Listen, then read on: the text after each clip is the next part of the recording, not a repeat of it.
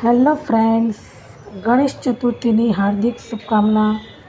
તો આજે આપણે બનાવીશું ગણપતિ બાપ્પાના પ્રિય મોદક। તો ચલો મોદક બનાવવાની શરૂઆત કરીએ। કઢાઈમાં આપણે 1 ચમચી જેટલું ઘી લઈશું। ઘી ગરમ થાય એટલે તેમાં આપણે કોપરાનું જે છીણ બજારમાં મળે છે તે લીધું છે, તેને આપણે સારી રીતે સાતળવાનું છે। તો આ રીતના કલર ચેન્જ થાય ત્યાં સુધી આપણે સારી રીતે નારિયેળના છીણને સારી રીતે સાતળવાનું છે। તો જોઈ શકો છો કે છીણ આપણું સારી રીતે સતળાઈ ગયું છે। હવે આપણે ગેસ બંધ કરી દઈશું અને તેને ઠંડુ થવા દઈશું। તો સારી રીતે ઠંડુ થઈ ગયું છે। હવે તેમાં ઇલાયચી પાવડર અને અડધો કપ જેટલા ગોળને ઝીણો સમારીને આપણે તેમાં સારી રીતે મિક્સ કરી દેવાનું છે। હવે આપણે લોટ બાંધવાનો છે। તો તેની માટે 1 કપ મેદો અને 3 ચમચી જેટલું ગરમ ઘી મોવણ માટે લીધું છે, તેને આપણે સારી રીતે ચમચીની મદદથી મિક્સ કરી દઈશું।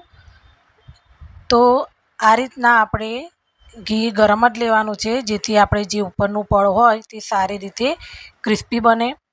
તો હવે પાણીની મદદથી આપણે લોટને સારી રીતે બાંધી દઈશું।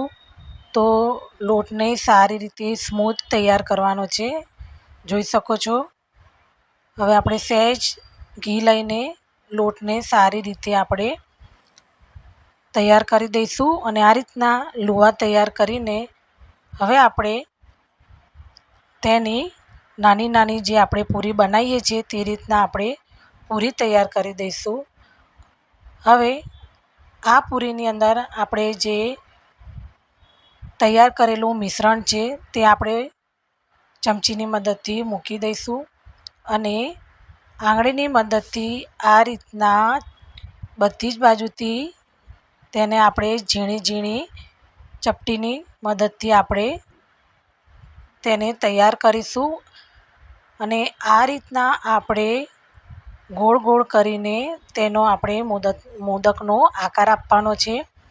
તો આ રીતના આપણે આપણા મોદક તૈયાર કરીશું, જોઈ શકો છો।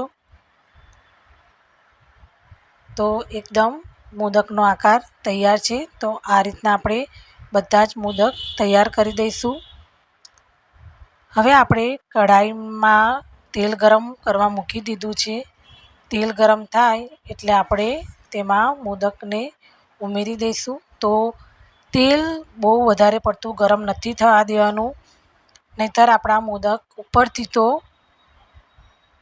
થઈ જશે પણ અંદરથી તે કાચા રહેશે। તો આપણે ગેસને પણ ધીમી આંચ પર રાખીને મોદકને સારી રીતે ગોલ્ડન બ્રાઉન થાય ત્યાં સુધી સારી રીતે આપણે તેને તળવાના છે, કે જેથી તે અંદર પણ કાચા ના રહે અને સારી રીતે તે તળાઈ જાય। તો જોઈ શકો છો કે આપણા મોદક એકદમ બનીને સારી રીતે તૈયાર છે।